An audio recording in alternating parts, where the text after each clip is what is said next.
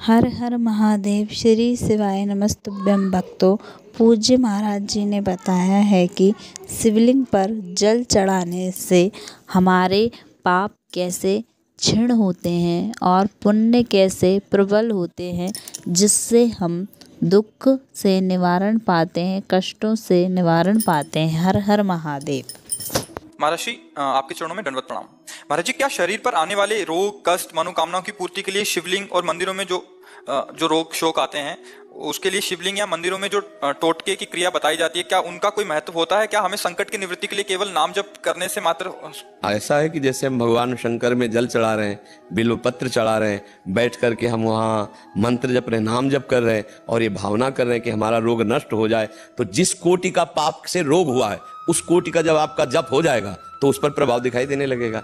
ये टोटका नहीं, ये अनुष्ठान है। मान लो नाम जप करना, मंत्र जप करना, जल चढ़ाना, बिल्व पत्र चढ़ाना और भावना से हम प्रार्थना करें कि हे भगवान शंकर हमारा रोग नष्ट कर दो, तो जब उस कोटि का जप हो जाएगा उतना, तो आपका रोग नष्ट हो जाएगा।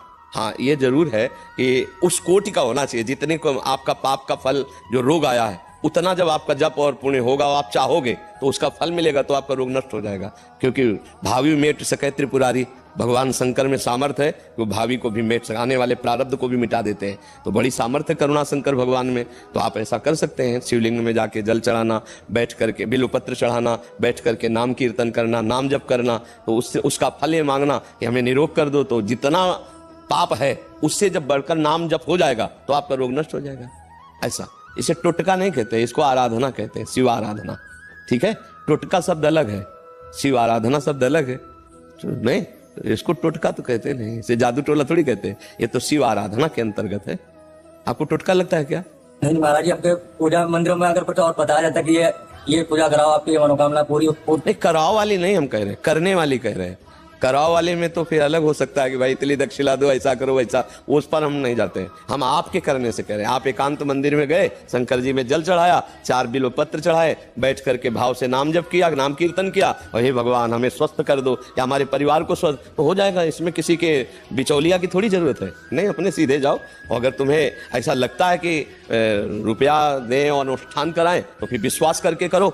ऐसा विद्वान हो मिलना चाहिए जो मंत्रानुष्ठान ठीक से करे और आपका पैसा शुद्ध हो, धर्म वाला, और उसको दक्षिणा दो, तो ऐसा भी हो जाएगा। तो हमें लगता है सरल भाव में यही अच्छा है कि अपने बैठ करके भगवान का कीर्तन करें, भगवान की आराधना करें, उन्हीं से प्रार्थना कर ले। ये तो उत्तम बात है। और खूब रुपया बढ़ा हो तो आप ऐसा भी कर सकते हो। रुपया बहुत ज्यादा है क्या है?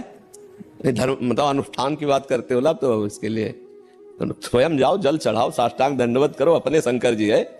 आप पत्र बिल्व पत्र चढ़ाए, बैठ के नाम कीर्तन की, हृदय से लगा के रोए, प्रभु आप ही सहारा हो, सब बढ़िया हो जाएगा। वो